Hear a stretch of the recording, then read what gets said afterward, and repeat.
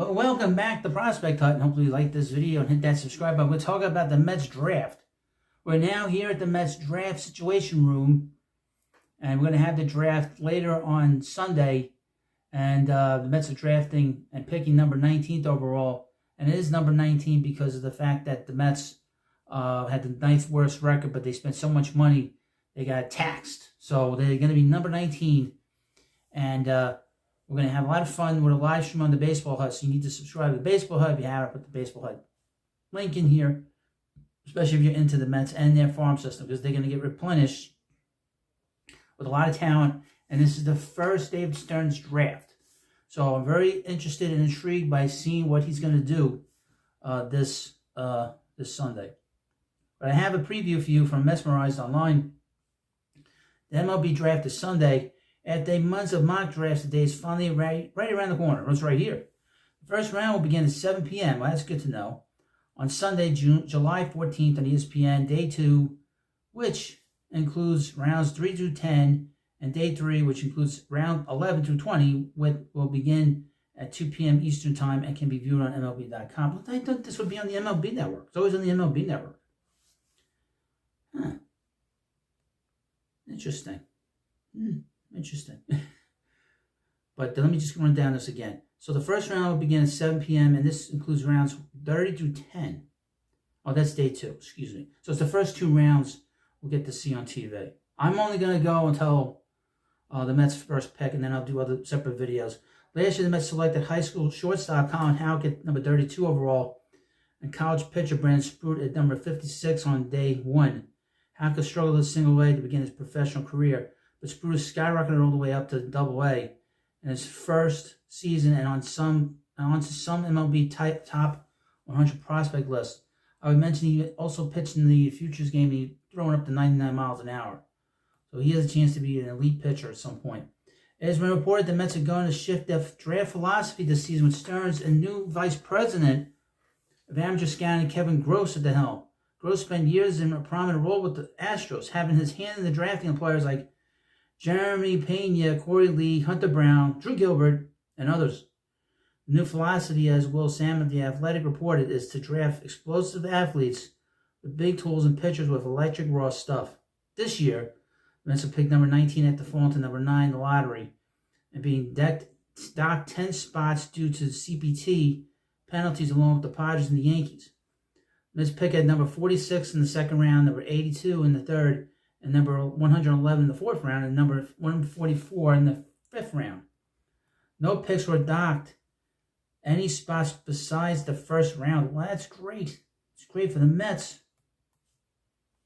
When it comes to the first round pick, there's no clear favorite. Most people expect the Mets to go with a college bat, and Joe DeMayo of SNY said he's pretty confident that's the route they'll take. Leading candidate is probably Carson Bench, an outfielder out of Oklahoma State. I swear, I hope they get him. He's the guy I want. He's the guy I want. Just to say Oklahoma. He's also a former teammate of Nolan McLean, who also went to Oklahoma. The Athletic mocked Bench to the Mets a couple weeks ago, and Fangraphs mocked Bench to the Mets this week.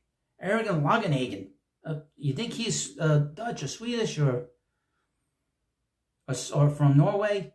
Fangraphs also noted that David Stearns would tend to draft high-contact players like Bench when he was in Milwaukee. Bench is 21, hit .335 this season for the Cowboys with 18 home runs in 61 games. His 11.09 OPS was third in the Big 12. MLB Pipeline, which has him as the number 18th prospect in the draft, gives him above-average grades on the 20 to 80 scale almost across the board. The only 2 below 55 is run, and it's still 50. Seaver King, a defensively versatile player from Wake Forest, is another option that's been floated. Baseball America mocked King to the Mets at the start of the month, but made note that he might not make it to the Mets pick. Probably has limited power potential, even if he did hit 60 home runs this season. But King is viewed as one of the better contact bats in the draft. King hit .308 this year, struck out just 34 times in 284 play appearances. He also would have instant name royalty if selected by the Mets. Seaver King. Is there a famous name, somebody named Seaver? Oh, I think there is. However, in Baseball America's most recent mock draft, which was released on just Friday, Mets take a different college bat, even with King still on the board. Instead, the mock has the Mets taking Kalen Culpepper, a shortstop out of Kansas State. Similar to King, Culpepper probably has below-average power with an above-average hit tool. Culpepper hit .328 this season. I would stay away from him. College shortstops do not do well. I'd be very careful on him. I would not. I mean, I don't like to sort of interject myself, but when you hear he doesn't have a lot of power, below average power, and he's a college player, stay away. Vance Honeycutt is a name that has been floated to the Mets over the last couple of months, getting mocked to the Queens by both ESPN and MLB Pipeline on Friday. One of the more polarizing prospects in the draft. He's a legitimate power speed threat with a great glove and a lot of swing and miss. He had 28 home runs and stole 28 bases for North Carolina this season, also striking out 83. Other college bats who have been brought up as options for the New York Mets include Tommy White, Dakota Jordan, and Billy Amick. White, also known as Tommy Tanks, is one of the better-known players in the draft after breaking onto the scene last college baseball season. Now that he's draft eligible, White is projected to be the mid to late first-round pick. A power-hitting corner out infielder, White hit at least 24 homers each of his 3 college seasons, but is coming out off what is technically considered a down year, putting up just a .1039 OPS. So just.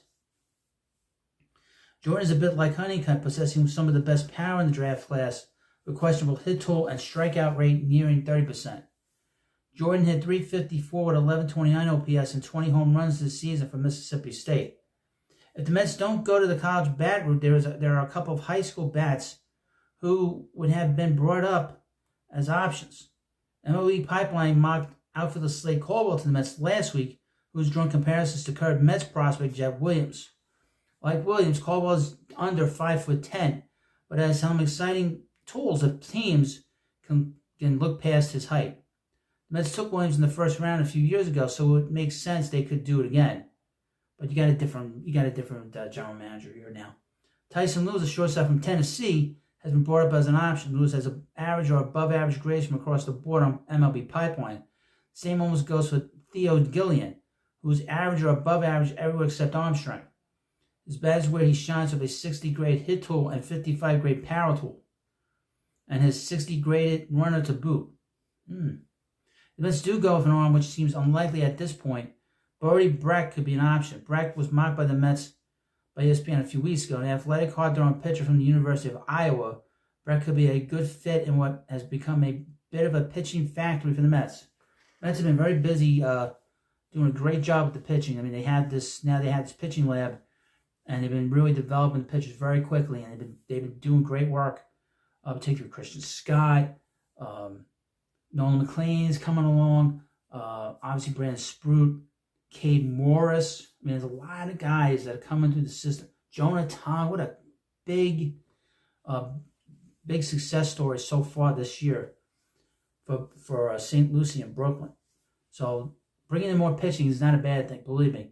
But in all likelihood, it seems they're going to bring in a college bat, and we'll see where they go. The Mets need outfielders in their farm system, if I must mention it. There are plenty of guys that are infielders that they've been trying to convert, but they need outfielders, and they need more pitching. And that's what they really need, to be honest with you.